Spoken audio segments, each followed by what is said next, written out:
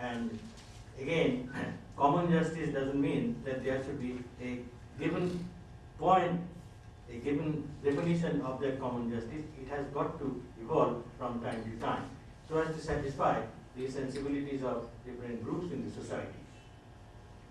This is particularly important in view of the geo-demographic picture of the country, in which minorities, religious and other minorities, are not concentrated in some specific pockets, but spread out all over the country.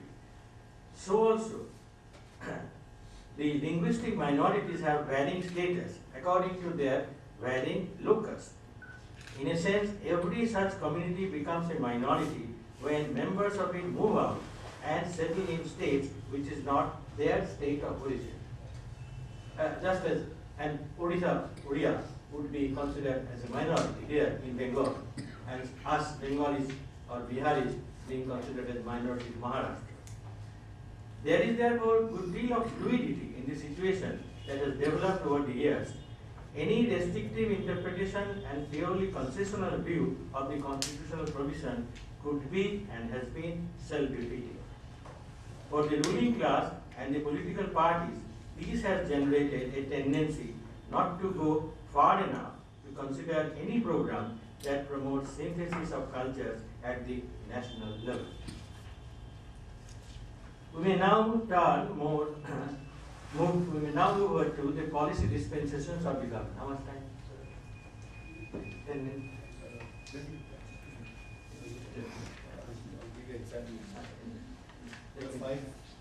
Five. I must hurry.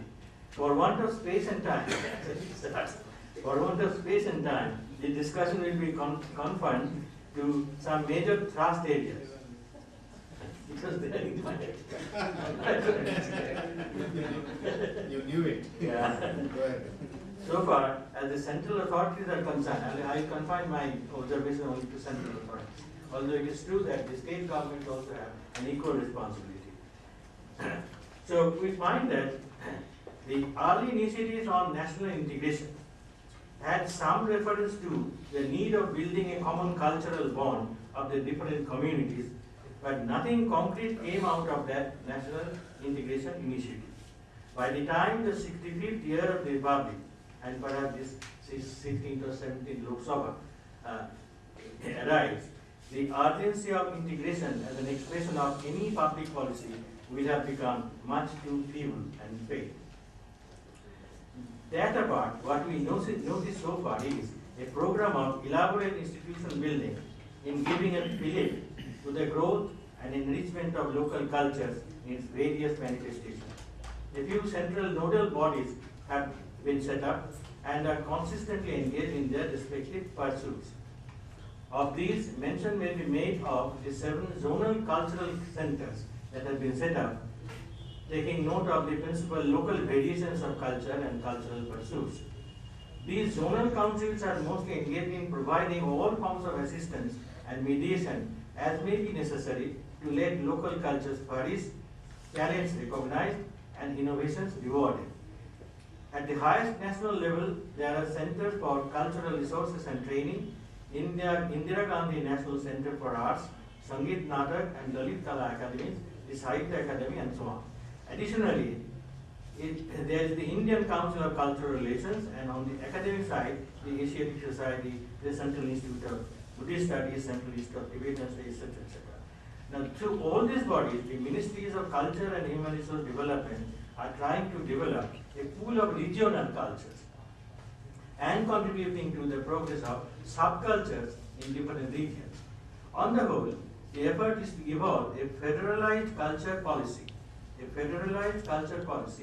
which would accommodate the high as well as the low cultures.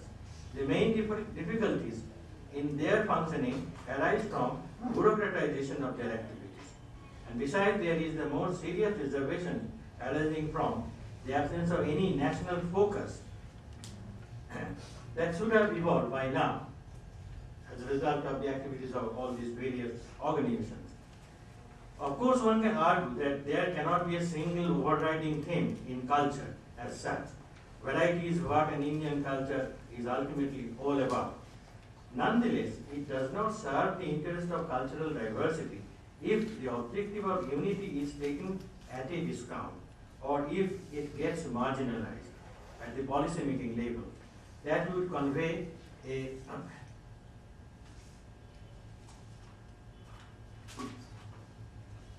distressingly wrong message to the public, both informed and uninformed. The informed public, with whom rests the primary task of energizing different smaller culture groups to come under a common and larger platform, would be dissuaded from doing anything of the sort, as though that is not in national interest.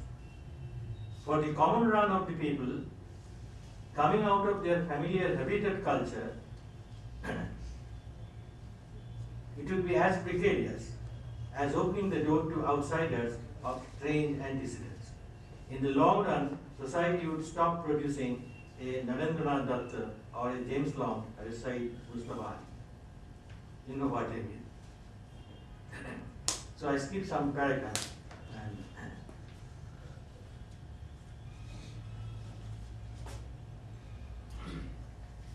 certain things I have discussed in this paper, and they seem to be sensible enough, particularly in the cherished wisdom of India in favor of a multicultural scheme of things. But the question remains, did that wisdom, the old Indian wisdom, stop at that? Did it not also hold out an ultimate goal to strive for, where autonomy does not end up in many cultures just coexisting, but sets them on a path to discover a basic unity? The wonderful expression Avivaktam Vivaktishu in the Divine Dialogue Gita, which was quoted by Swamiji in the inaugural session, is a pointer to this higher aim. This higher aim, it implies that cherishing the particulars is not intended to keep them apart, but to help them mature into a magnificent whole. Now, just as there cannot be a ready-made blueprint to delineate the nature of that anticipated whole well in advance, so also the transition of multiculturalism into a refined sense of solidarity cannot be a self-fulfilling experiment. If it is left to be chance-directed, one does not know where it might ultimately end up. Some sort of a conscious move will be necessary to keep alive the art for solidarity, to dialogue, to exchanges, to collaboration, and to highlighting the common traits.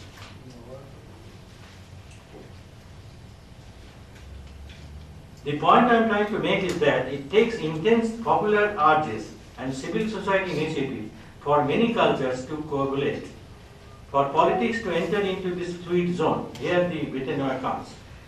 For politics to enter into this fluid zone, the appointed task is not to aggravate the markers of differentiation, but to stimulate the spirit of mutual interest and mutual appreciation for mutual enrichment.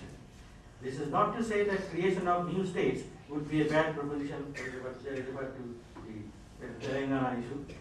Creation of new states would be a bad proposition in every case, though a forced fragmentation and a maneuvered split certainly is.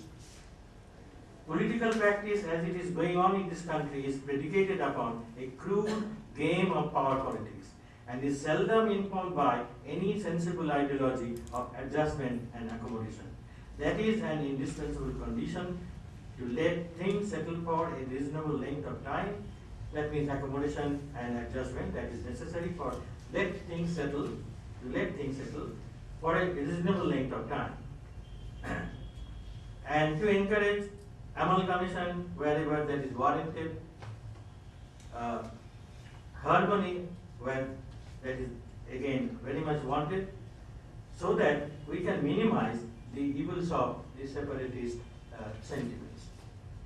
Shall I come to the concluding section where I have referred to some other thing? One final word about a country's culture remaining unadulterated. Usually, I think Professor Bhattacharya raised the question of hybrid culture. No culture is free from hybridity. Usually, distinction is made between high culture, sophisticated, urban, conservative, and often inaccessible to the common people. And on the other hand, the commoner's culture or popular culture, which is open and hence susceptible to external influences of all description. So, when we talk about cultural unity of India, we invariably stop at this crossroads. On the one hand, we find India of the privileged, and on the other, Bharat of the Aam Aadmi. Ordinarily, the binary arrangement is likely to issue in what goes by the name cultural hegemony, a potent weapon of the ruling class in Gramscian terms to perpetuate their hegemony. Particularly when the so-called lower popular cultures get trivialized, looked down upon, and even silenced by the mainstream vanity. But in India, as of now, that moment, I am talking about some moment to arrive where this extreme condition of hegemony by the most powerful group over the others, that moment has not arrived as yet. In India as of now, that moment may not have arrived as yet, but perhaps will not in the near future. This is because in a complex pluralist order, any implosion has some built-in shock absorbers. They are there in our civic space. But the interesting change that has already come about is the susceptibility of both these layers of culture, the high and the low, toward the impulses of a market-oriented political economy that the country has embraced in the current era of liberalization. What is actually happening in the ascendancy of a mass culture in which tastes, is the ascendancy of a mass culture in which tastes and preferences, measures of excellence are getting standardized. Techno-aided propagation of consumer culture is taking the lead ahead of other culture variants. One wonders if this is not going to result in an artificial homogenization. And whether this is not putting a high premium on the spontaneous growth of autonomous cultures, and whether all this will not add to retardation of a healthy intercultural dialogue in the country. Add to this the fear flowing from our constitutional dispensation, to which I referred at the beginning, the fear flowing from our constitutional dispensation and political practice that efforts at cultural assimilation or cultural fusion would perhaps destabilize the present status quo of composite culture. This fear has such a grip on the public mind today that promotional activities for intercultural dialogue gets cold shoulder in political practice. Thank you. I have very few points to make, partly because I'm somewhat fagged out. I didn't realize there would be 3 papers to review, to comment on. But however, I'm lucky in that this paper has such a, shall we say, classical completeness. There is not much that one needs to say about it. There are just a few questions I would like to raise. One is that when he was talking of the policies that he considers somewhat flawed, he mentioned Antonio Gramsci and the idea that there is a kind of hegemonic culture and that cultural unity, in fact, may be a form of, is another name for cultural hegemony. And there is, therefore, a subordination of folk culture, popular culture, etc., etc. It's quite possible to argue on those lines, in fact, and to identify what we are proud to think about cultural unity in the past as a unity that is achieved only through the Sanskritic culture of the Brahminic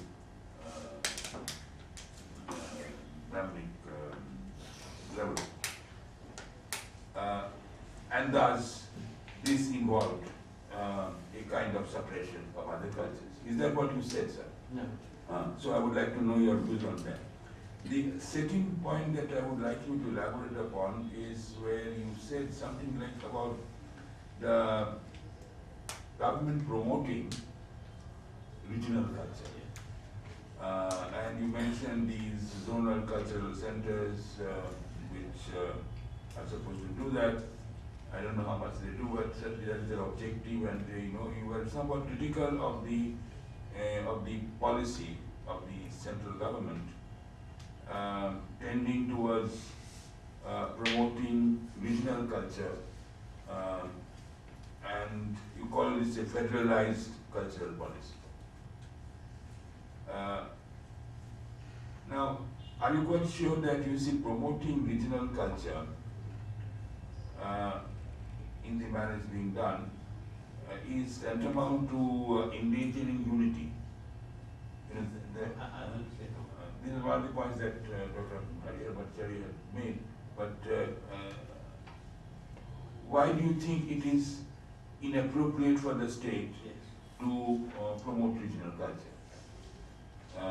And what's the base of a criticism of the zonal cultural centers, which one should have thought would be a part of the traditional state policy since the republic was set up to ensure cultural integration? This is, I think, the idea. But you are saying that it's going the opposite way. It is. Yeah, so I would like to know you to mention the reasons why you think it's actually destroying cultural unity and doesn't promote regional cultural integration. And my third question is about this. Well, that's not really a question, it's an observation. Like you, I also was a bit surprised when I recently went to the Constituent Assembly debates. The amount of space it occupied, how much space was occupied by the issue of minority. They all go on and on about it, and there were numerous committees on this, and the best brains like Ambedkar's were, of course naturally, but also the others, Anger and so on, they all put a good deal of energy and time into this question of protection of minorities. One could look upon it partly in a cynical manner and say, as indeed Frank Antony did in the Constituent Assembly, he said that it is only a competition to get a larger share of whatever is going. And he said